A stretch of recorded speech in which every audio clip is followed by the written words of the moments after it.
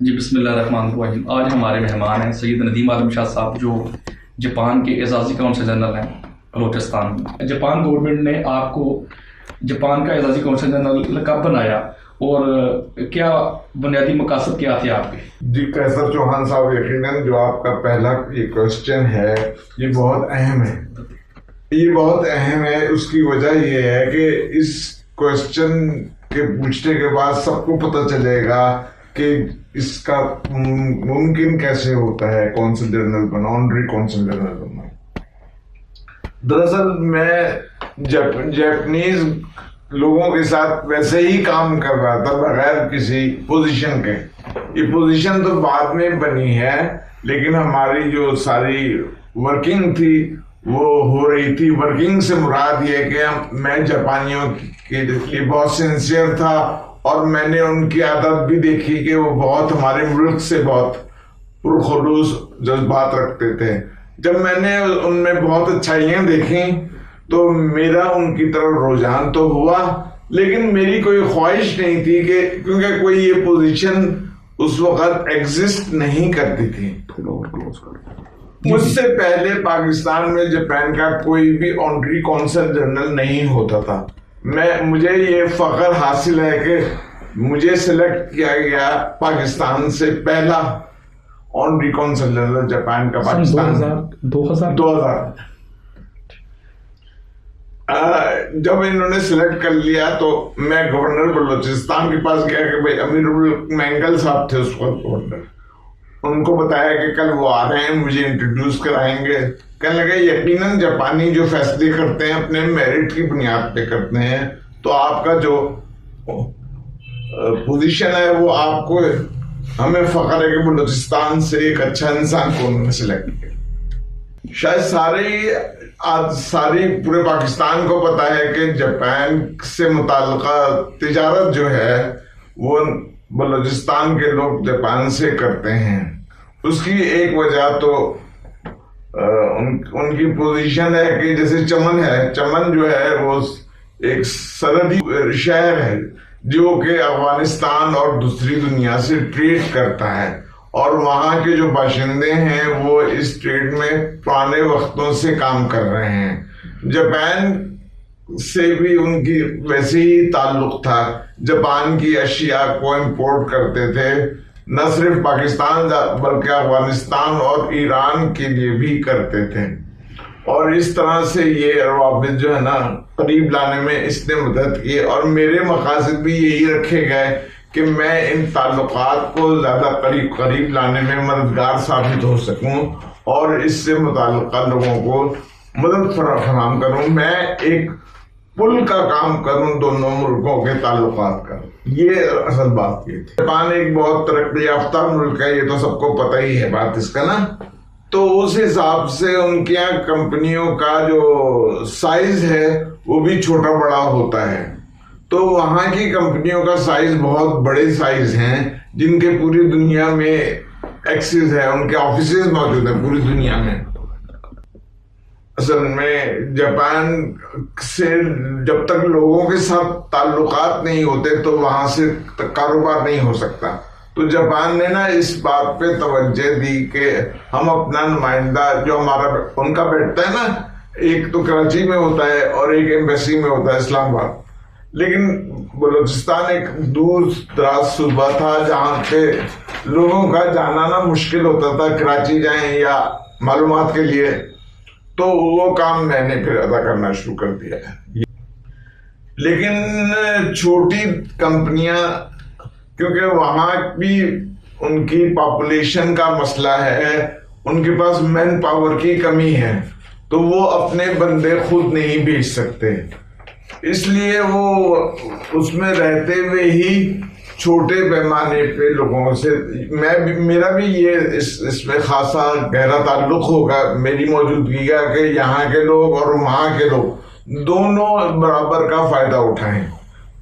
اور جاپان نے نا اپنا ایک آفیشیل ایجنسی بنائی ہوئی ہے جس کا نام ہے JETRO, Japan external trade organisation, اس کا آفس پاکستان میں انہوں نے کراچی میں رکھا ہوا ہے۔ تو ہم جو بھی بزنس مین ہوتے ہیں ان کو اس طرف کا راستہ دکھا دیتے ہیں اور ان سے وہ اور پھر مزید ڈیٹیل معلومات ان سے لے لیتے ہیں کہ کیا ہو سکتا ہے. اچھا ندیم عالم شاہ صاحب یہ بتائیں کہ ابھی پاکستان اور جاپان کے درمیان جو تجارتی ہجوم ہے وہ کتنا ہے اور کن کن چیزوں کے اندر جو نا ٹریڈ جاری ہے؟ اصل میں قیصر چوہان صاحب شاید میں آپ کو اس کے فیگرز بہت اچھی طرح سے نہ دے سکوں، لیکن آپ کو ایک آئیڈیا تو اچھا سا دے دوں گا ضرور. اصل میں یہ جو ٹریڈ بیلنس کہلاتا ہے یہ تو جاپان کے فیور میں، ہمارے فیور میں نہیں ہے، یعنی ایز اے پاکستانی ہمارے فیور میں نہیں ہے. ہم زیادہ تر وہاں سے امپورٹ کرتے ہیں، یہاں سے ایکسپورٹ بمشکل ہو پاتی ہے. اچھا ہاں یہ لیکن اس میں بہت ایک اہم بات نقطہ یہ ہے کہ جو ہماری ٹریڈ اسٹارٹ ہوئی ہے جاپان کے ساتھ ایکسپورٹ، وہ بھی جاپان کی کوششوں سے ہوئی ہے. اس میں پاکستانیوں کا اتنا کوشش ہیں، پاکستانیوں کی بھی، لیکن زیادہ جو کوششیں جاپان کی ہیں. ان کی جو ہر چیز کی نا جو بھی ترقی یافتہ ملک ہوتے ہیں ان کے اپنے رولز اینڈ ریگولیشن ہوتے ہیں کسی چیز کو درآمد یا برآمد کرنے کے لیے. تو انہوں نے ہمارے آم کو بہت پسند کیا کہ بھئی آم جو ہے نا پاکستان کے بہت اچھے ہوتے ہیں اور یہاں پہ پسند بھی کیے جاتے ہیں، تو یہ والا آئٹم پاکستان سے منگوا لیا جائے. لیکن اس میں مشکل تھی کہ ہم ان کے معیار پہ نہ پورے نہیں اترتے تھے جو ان کو اس کی ضرورت تھی، یعنی کہ اس کی کوالٹی اور اس کو بیماریوں وغیرہ سے دور رکھا جا سکے نا اس آم کو. پھر اس کو تقریباً 3-4 سال لگے اور اس تک اب پہنچ گیا ہے، اور اب ہمارے یونٹ کھانے والوں وغیرہ کی سائٹ پہ لگ گئے ہیں جو کہ بآسانی اس آم کو ان ممالک میں جن میں اس کی ضرورت ہوتی ہے ان چیزوں کی، جیسے لائک جاپان، کوریا، اب یہ آم ادھر سے پروسیس ہو کے جا رہا ہے اور بہت اچھا کام ہو گیا ہے. سر یہ بتائیں کہ پاک جاپان کلچر ایسوسی کوئٹہ دونوں ملکوں کی ثقافت کو عوام میں روشناس کرانے کے لیے کیا اقدامات کیے ہیں؟ یہ بھی بہت اہم ترین سوال ہے. اس کی وجہ یہ ہے کہ تجارت ہو یا کوئی بھی چیز ہو، کلچر جو ہے وہی بنیاد بنتا ہے ایک دوسرے کو قریب لانے کا. اب جس طرح سے جاپانی کلچر کو ہم نے پروموٹ کرنے میں بلوچستان میں خاص طور پہ بہت محنت کی، جس میں جاپانی ایکیبانا یعنی فلاور ارینجمنٹ، بونسائی پیڑ کا لگانا، چھوٹے درخت کر دینا، بڑے کو چھوٹا ہم ایک رکھا بھی ہے، دیکھا ہے. جاپانی زبان میں ایک اس کو شاعری کی اصطلاح ہے ہائیکو، ایک طریقہ کار ہے ہائیکو کہنے کا. انہوں نے وہ جاپانی سے نا اردو میں ٹرانسلیشن کی، اور اب پاکستانی شاعر نہ صرف اردو بلکہ پشتون اور بلوچی زبانوں میں بھی اس کے ترجمے آ گئے ہیں اور ہوتے ہیں. ایگزیبیشن تو ایک بہت اسٹرانگ قسم کا ہر سال کا ایونٹ ہے. ایک سال شاید نہ ہوا ہو کووڈ کی وجہ سے، لیکن تقریباً ہر سال ہوا ہے. ایک سورس آف شو ہے اباؤٹ دا جیپنیز کلچر اور جیپنیز ڈیولپمنٹ. جیپنیز ڈیولپمنٹ اس طرح سے کہ اس سے آپ کو پتہ چلتا ہے کہ جاپان میں ایگریکلچر ہے اس طرح کہ وہاں ایگریکلچر میں کیا ترقی ہو رہی ہے. جیسے کہ ان کے یہاں میں نے دیکھا ایک کیلنڈر میں ٹماٹر جو ہیں، ہمارے یہاں تو چھوٹے درخت پودے ہوتے ہیں نا، ان کے یہاں درختوں پہ ٹریز پہ لگے ہوئے ہیں. تو یہ ایک بڑی ڈیولپمنٹ، اور دوسرے بھی ایگریکلچر میں انہوں نے بہت اچھا ڈیولپمنٹ ہے. تو اس لیے وہ بلکہ حکومتی سطح پہ بھی جاپان ایگریکلچر فیلڈ میں بہت امداد بھی دیتا ہے اور سپورٹ کرتا ہے پاکستان کو کی ڈیولپمنٹ میں. کیونکہ بیسیکلی ہم ایز اے پاکستان ایک ایگریکلچر کنٹری ہیں، اور جاپان چاہتا ہے کہ پاکستان ایک اچھا ایگریکلچر پروڈیوسر ہو. تو زراعت کے شعبے میں جاپان نے پاکستان کی کیا ہیلپ کی ہے؟ بالکل قیصر چوہان صاحب، میں اس کو تھوڑا سا ریورس آرڈر میں چلتا ہوں کہ ایک تو بہت پرانا کام ہو گیا نا، ایک جو ابھی ہوا ہے، ابھی جلدی جو ہے انہوں نے بلوچستان میں ایک ٹیکنیکل کوآپریشن کا کیا ہے، جس میں لوگوں کو تربیت دی گئی ہے کہ کس طرح سے ہم کاشتکاری کریں تو ہمیں زیادہ فائدہ ہوگا اور کون سے چیزیں کریں جس کی وجہ سے جیسے ٹرکل اریگیشن ہے, ڈرپ اریگیشن ہے, یہ سسٹم بھی انہوں نے بتایا ہے. کہ جاپان نے ابھی تک پاکستان میں بالخصوص بلوچستان میں کون کون سے ترقیاتی پروجیکٹ جو ہے نا وہ انہوں نے مکمل کیے ہیں؟ میرا خیال جب ہم بلوچستان کی ایز اے بلوچستانی بات کرتے ہیں تو سب سے پہلا مسئلہ تو وہاں پہ پانی کا آتا ہے, یعنی کہ پانی پینے کا ملنا سب سے اہم ترین چیز ہے, پینے کا پانی ملنا. نمبر 2 پہ ہے ایگریکلچر. تو ان دونوں پہ ہی اللہ کا شکر ہے کہ جاپان نے بہت اچھی امداد کی ہے, جس کی وجہ سے آج بلوچستان میں جو ہریالی نظر آتی ہے وہ بھی جاپانیوں کے تعاون کی مرہون منت ہے. جاپان نے وہاں پہ آپ بھی بلوچستان کو جانتے ہیں کہ بلوچستان میں سرفیس واٹر جو ہے صرف ایک پورشن میں اویلیبل ہے, وہ ہے پٹ فیڈر کے. اس میں صرف دار و مدار سارا برف باری پہ یا بارشوں پہ ہوتا ہے. تو یہاں پہ ٹیوب ویلوں کی ضرورت تھی. اب جو ٹیوب ویل جو تھے چھوٹے موٹے ٹیوب ویل سے کام نہیں چل رہا تھا, 100-150 فٹ سے نہیں چل رہا تھا, 1000 فٹ تک تو جانا پڑ سکتا تھا, 900,000 فٹ. تو اس کے لیے جاپان نے تحفتاً ڈرلنگ رگز دی اور انہوں نے کامیابی سے اس میں کام کیا, اور نہ صرف پانی نکالنے کا بلکہ اس میں تحقیق کا اور بہت سے, اس میں ایک ہیلی کاپٹر اورینٹڈ بھی اس میں ریسرچ ہوئی نا کہ ہیلی کاپٹر اڑے اور یہ بتا دے کہ اس جگہ پانی ہے یا نہیں ہے, تاکہ اس کے حساب سے وہاں پہ ڈرلنگ رگ سے پانی کھودا جا سکے ٹیوب ویل. یہ بتائیں کہ ہیلتھ اور ایجوکیشن کے شعبے میں انہوں نے کیا خدمات سر انجام دی ہیں؟ تعلیم جو ہے, تعلیم نمبر 1, پانی کے بعد تعلیم ہے. تعلیم کے لیے جاپانیوں نے وہاں پہ سب سے بڑا پروجیکٹ پاکستان کا ہوا ہے, بلوچستان میں ہوا ہے, اور اس میں انہوں نے 200 سے زیادہ اسکولوں کو اپ گریڈ کیا ہے, پرائمری سے مڈل بنایا. تو یہ ایک بہت مشکل کام تھا, جو کہ آپ کو حالات وہاں کے پتہ ہی ہیں کہ ایک تو آنا جانے کی سہولیت ذرا مشکل, اور لوگوں کا اور غیر ملکیوں کا جانا آنا مشکل, لیکن پھر بھی جاپانیوں نے باہمت ہوتے ہوئے ان جگہوں پہ کام کیا اور بڑے مطمئن ہو کے گئے اور کامیابی سے ہوا. یہ والا جو پروجیکٹ تھا یہ کمپلیٹ ہوا ہے 200 اسکولوں کا. اور اسی اس میں انہوں نے پھر ایک اور تحفہ بھی دیا, وہ تھا وٹ کرارو روڈ پروجیکٹ. یعنی وہ ایک بہت مشکل ٹیرین تھا, یعنی کہ وہاں پہ نا ہمیشہ روڈ جو تھی بہہ جاتی تھی سیلاب سے اور مشکلات تھیں, تو اس کو پہلے ڈیزائن کرنا اور وقت مقررہ پہ بنا کے دینا یہ جاپانیوں نے خود کیا.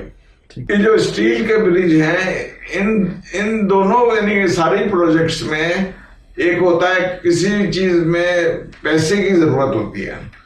پیسہ ایک بہت بڑی ضرورت ہے, اس میں شک نہیں ہے, لیکن اس سے زیادہ, پیسے سے بھی زیادہ اہم ترین چیز ہوتی ہے اس کی ٹیکنیکلٹی, کہ اگر ٹیکنیکلٹی صحیح ہو تو پروجیکٹ صحیح بنتا ہے اور صحیح مصرف بھی ہوتا ہے اس کا.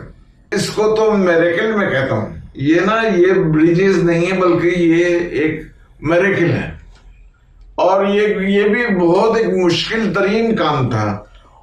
جاپانیوں نے پیسے ان کو دے دیے, لیکن بنانے کی کیپیبلٹی جاپانیوں کے پاس تھی, اس کا استعمال یہاں پہ کیا گیا. وہ تھوڑا مہنگا تو ہوتا ہے لیکن بر وقت اور صحیح ہو جائے تو اس کو یہاں کے ساری جو بھی خاص طور سے ٹرانسپورٹ میں جو لوگ ہیں جس بزنس میں, جیسے ٹرک ڈرائیور ہیں یا جو وہ بہت اچھی طرح سے اس کو سمجھتے ہیں کہ کیا کام ہوا ہے.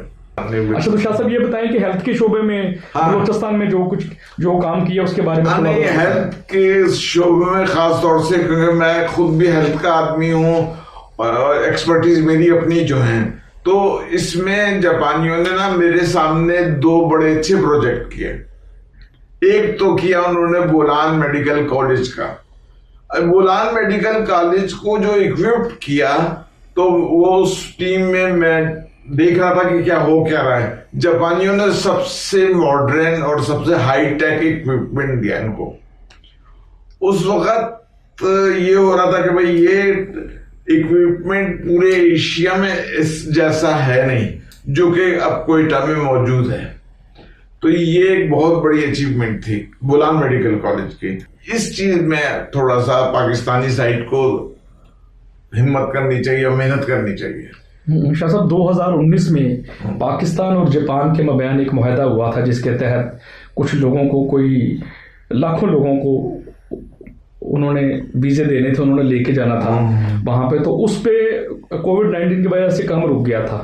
تو اب اس کے اوپر ایک ورکنگ شروع ہوئی ہے دسمبر کے مہینے میں, جس طرح 40,000 کے قریب جو جیٹرو اور جائکا جو ہے وہ انجینئرس کو جو ہے وہ تربیت دے گی, اور ٹیپٹا نے اسلام آباد میں کچھ بچوں کو تربیت دی ہے, اور اس میں جو پہلا بیچ ہے وہ غالباً مارچ کے مہینے میں جا رہا ہے جاپان جائے گا. اس کے بارے میں تھوڑی تفصیل سے بتائیں. یہ والی بات بھی جو ہے نا, جاپان, کیونکہ میں جاپانیوں کے ساتھ بہت قریب سے کام کرتا ہوں, تو ان کے یہاں کوئی کام اسٹاپ نہیں ہوتا, ڈیلے ہو سکتا ہے کسی نہ کسی وجہ سے. اب نیچرل ڈیزاسٹر آپ کے کنٹرول میں نہیں ہوتے, وہ جب اس سے نکل جاتے ہیں تو پھر دوبارہ شروع ہو گیا اور صحیح جا رہا ہے اور اس میں کام ہو رہا ہے. سے آئی ٹی سیکٹر جو ہے پاکستان کا بڑا گروئنگ سیکٹر ہے, پاکستان کا بھی, اور پاکستان کو اس وقت پوری بھرپور طریقے سے اپارچونیٹیز یہاں کے لوگوں کو اور عوام کو, اسٹوڈنٹس کو حاصل ہے کہ نہ صرف جاپان, کوریا اور ادر ڈیولپڈ کنٹریز میں پاکستانی کام کر سکتے ہیں بہت آسانی سے. ایون پاکستان میں بیٹھے بیٹھے بھی کام یہ ہو سکتا ہے. اس کے لیے فزیکلی موو کرنے کی بھی ضرورت ہے. سب سے پہلی چیز ہوتی ہے کہ آپ اپنے آپ کو اس قابل بنا لیں کہ وہ آپ ان کے اس پہ معیار پہ پورے اتر رہے ہوں. جب انہیں آپ کی ضرورت ہوگی تو وہ آپ کے پاس خود آئیں گے کہ یار ویزا دو اب جاؤ. اس میں سب سے بہترین چیز یہ ہے کہ سب چیزوں کی بنیادی چیز ہے جاپانی زبان کا آنا. جاپانی زبان آتی ہوگی تو آپ خود بخود ایلیجیبل ہو جائیں گے, ان کے کمپٹیشن میں آ جائیں گے. اور نمل جو یونیورسٹی ہے اسلام آباد میں, اس نے ان کے ساتھ MOUs وغیرہ بھی سائن کیے ہیں اور اچھا کام چل رہا ہے اس بات پہ.